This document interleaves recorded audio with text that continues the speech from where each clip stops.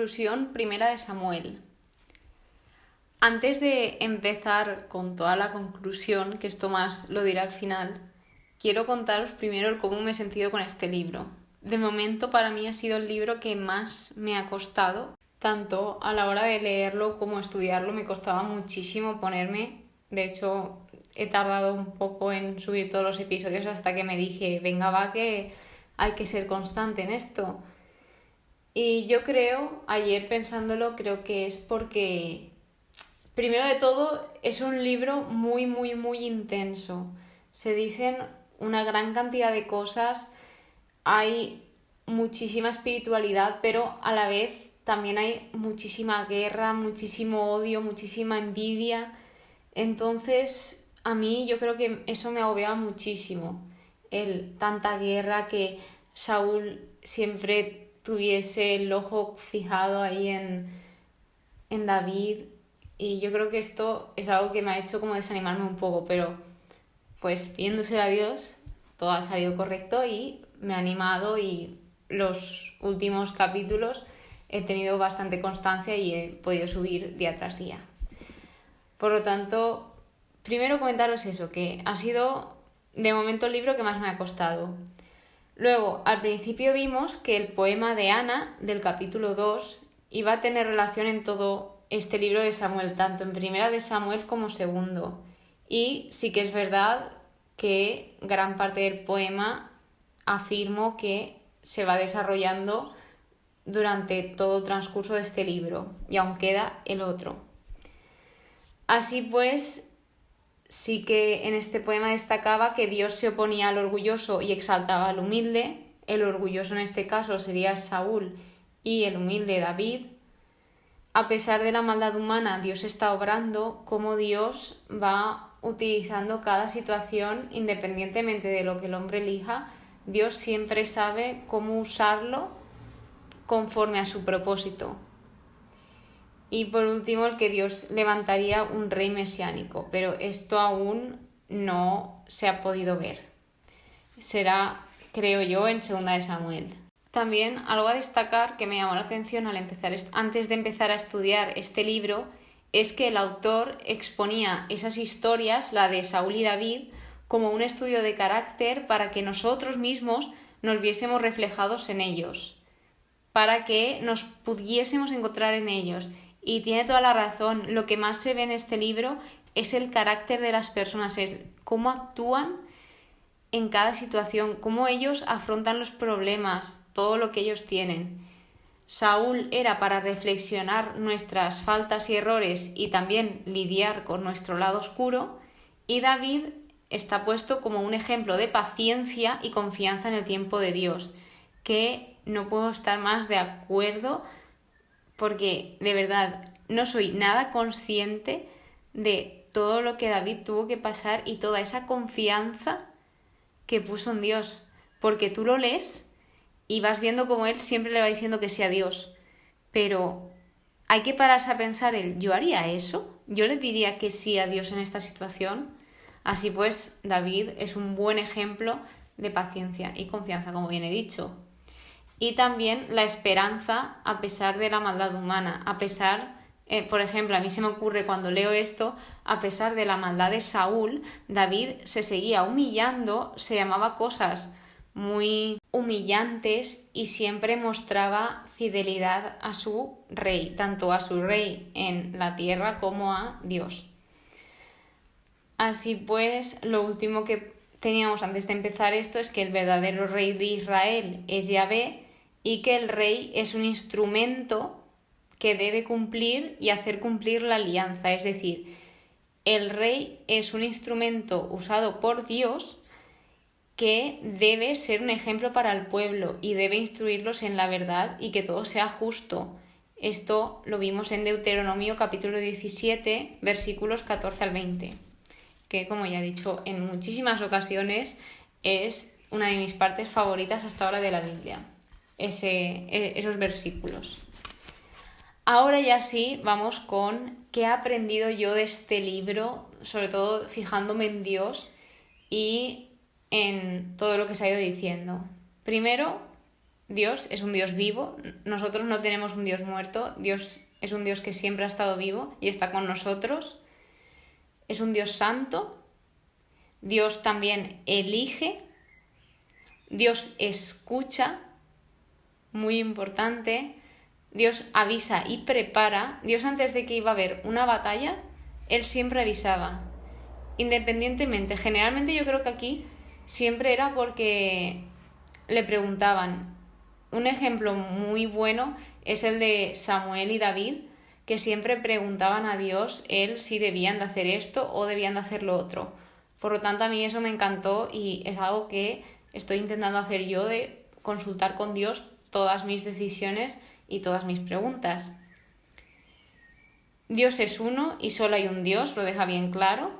Dios es fiel, Dios cumple sus promesas, Dios es justo, Dios responde a las oraciones, Dios usa todo para bien, aprovecha, que esto ya lo he comentado antes un poquito al principio. Dios recompensa tanto a los soldados como a los que apoyan. ¿Qué quiere decir esto?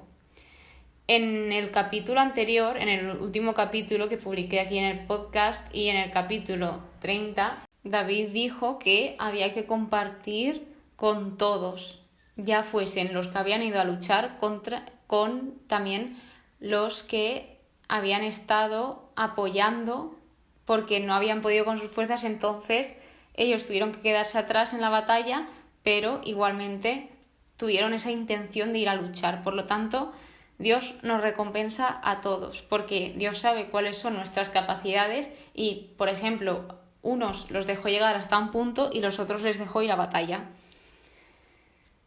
Se ve en este libro también la protección de Dios, sobre todo hacia las personas que le son fieles y las personas que cumplen su palabra. De este libro, sobre todo, lo que extraería son las oraciones que se pueden llegar a hacer al leer este libro, porque tanto el ejemplo de Samuel y David es muy bueno para que nosotros de ahí extraigamos oraciones, como yo os puse ejemplos en los primeros episodios de este libro, y pueden salir oraciones muy bonitas y muy buenas.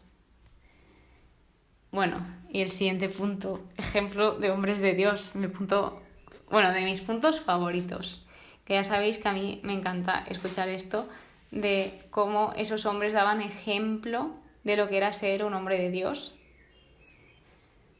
También, por otro lado, vemos los errores repetitivos, sobre todo de Saúl, que no para de caer siempre en los mismos errores. Las excusas. De aquí aprendemos que no debemos de poner excusa, porque el carácter de Saúl era que era muy excusero, empezaba a hacer las cosas como a él le parecía y se excusaba, es que pues pasaba esto, pues pasaba lo otro, pero yo lo he hecho, pero lo había hecho a su manera. Por lo tanto, tenemos que intentar no poner excusas o directamente no ponerlas, depende en qué punto nos encontremos. Si eres muy propenso a poner excusas a todo, pues ves intentando poco a poco no poner excusas, porque, como hemos aprendido en este libro, no nos lleva a nada bueno. Vemos también la humildad de David. Qué persona más humilde. De verdad, yo he alucinado con David de que es que aún intentando matar 3 veces y con ese pensamiento que tenía Saúl, David es que le perdonaba todo, le perdonaba la vida, le perdonaba el acto de matarlo. Es que es alucinante la bondad y generosidad de David, y aún así él se humillaba y decía, mi rey o mi señor, mi amo. Y aquí yo me he dado cuenta de la importancia hasta ahora, porque sé que va a seguir hablando de David segundo de Samuel, pero yo siempre escuchaba hablar de David y todas las cuentas que yo sigo hablaban mucho de David. De hecho, David es súper importante y yo sabía quién era más o menos por definición, que te suelen explicar, pero ahora que leo su carácter y lo ejemplar que era, digo, wow, pues empiezo a entender por qué David es tan importante. Es más, algo que nos enseña este libro es la importancia de la vida, el cómo Dios ve nuestra vida, de lo importante que es nuestra vida para Dios, porque si tú estás aquí es porque Dios ha permitido que estés aquí porque tú tienes un propósito y eres súper especial, eres único y imprescindible, tanto para Dios como para el mundo. Así que si tú hoy estás desanimado, si crees que no sirves para nada, que no tiene sentido tu vida, no te lo creas, no hagas caso a esos pensamientos. Tú eres importante y Dios te ama y estás aquí porque Dios tiene algo muy grande para ti. Los últimos puntos que tengo es el daño que hace alejarse de Dios, de que si rechazamos a Dios, poco a poco nos dejará de hablar.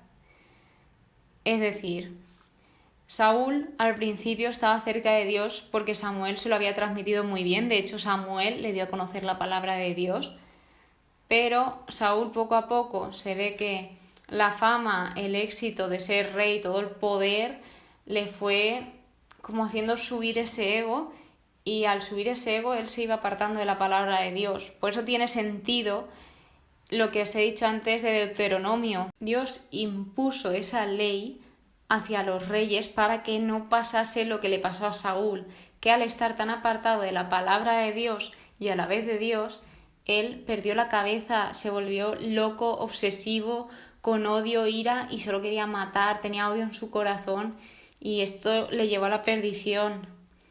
Por eso se recomendaba y se intentaba instruir a los reyes con la palabra de Dios y la debían de copiar y todo.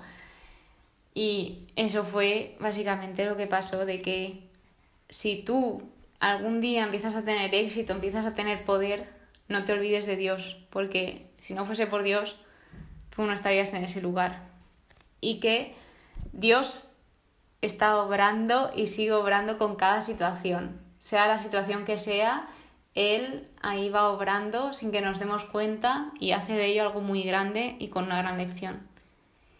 Y con esto terminamos la conclusión y mi aprendizaje del primer libro de Samuel. Sé que en este libro hay millones y millones y millones de cosas por aprender y que decir de aprendizaje, pero yo destacaría estas. Conforme ya vaya avanzando y vaya evolucionando tanto en mi estudio como en mi vida espiritual, pues irán saliendo más cosas. Pero de momento hasta aquí tenemos. Bueno chicos, espero que os haya gustado el episodio. Muchísimas gracias por escucharme, de verdad. Es que no sabéis lo agradecida que estoy porque yo digo, es que alguien me escuchará y sé que me escucháis porque luego me salen las estadísticas y de verdad que no me creo que haya personas que inviertan su tiempo en escucharme, en escuchar la palabra de Dios. Y de nuevo, mil gracias. Nos vemos en el siguiente episodio, que será ya el primer episodio de Segunda de Samuel. Y que paséis muy buen día. Recordad que vuestra vida es importantísima para Dios y para el mundo. Que Dios os bendiga.